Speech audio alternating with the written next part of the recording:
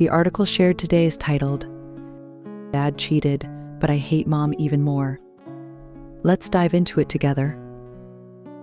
When a classmate was in middle school, his father had an affair. The mistress was a tall and sturdy woman who had been involved with his father for over 6 months. Eventually, she brazenly showed up at their home, harassing and humiliating his mother at the doorstep. The confrontation escalated into a physical fight, with both women pulling each other's hair and wrestling. The young classmate witnessed the scene firsthand. He told me he would never forget it as he ran over.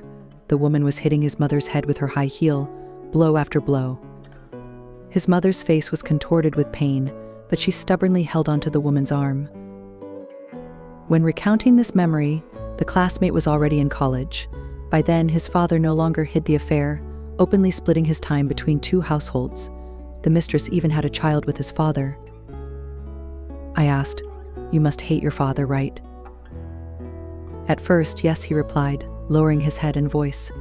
"But later on, compared to my father, I hated my mother more." He explained that after his father cheated, home became a living hell. His mother was perpetually enraged, cursing over dirty floors, spilled water, even his slow eating. "You're all debt collectors. You won't rest until you drive me to my grave," she'd scream. The suffocating atmosphere hit him the moment he stepped inside, making him walk on eggshells yet never pleasing his mother. The father's infidelity turned his mother into a shrew, unleashing her pent-up malice on him. At times she would exhaust her anger and speak to him calmly, but that, he said, was torture. He'd rather hear her rant. During those conversations, she'd blame him. "If it weren't for you, I would have divorced long ago. These years I've been both father and mother. If you turn out useless, all my efforts will be in vain." He felt he was the root cause of her misfortunes, destined to repay his father's debts, which nearly crushed him. Unhappy marriages often look the same. A cheating husband and a resentful wife fit together like rain and chocolate.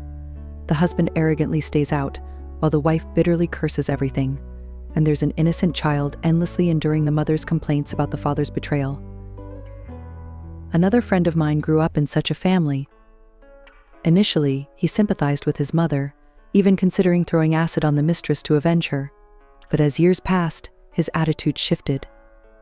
He watched his mother transform into a bitter woman, once stylish and creative, now disheveled and quick to anger.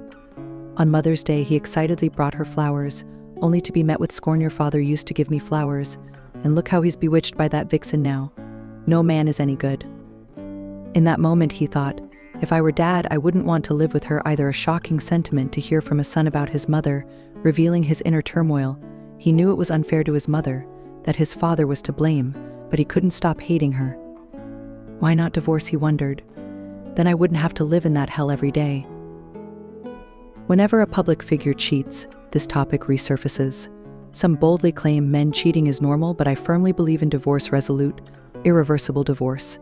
Not from a moral standpoint. Discussing morality is pointless since everyone's standards differ, but from practical experience. Forgiving is nearly impossible. One cannot forgive and certainly cannot return to how things were. Closing your eyes, the images of your beloved another person haunt you. No decent person could resist the fury that follows, driving them to madness. In my inbox, I receive countless messages from girls betrayed by their partners. Their stories are strikingly similar. After choosing to forgive, they become paranoid, obsessed with checking phones, and forbidding any contact with the opposite sex. Small triggers ignite explosive arguments, turning their relationship into a torturous tug-of-war. The person who once begged for forgiveness now shows only hostility, desperate to escape. Thus, I advise the betrayed to leave and warn the betrayers not to believe their partner can truly forgive. Life shatters the moment of betrayal, never to be mended, and the children are always innocent. They shouldn't bear their parents' debts, nor live amidst constant conflict and blame.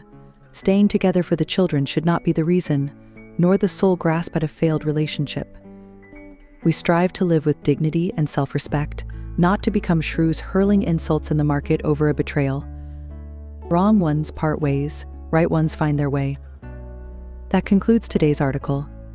I hope you gain new insights every day.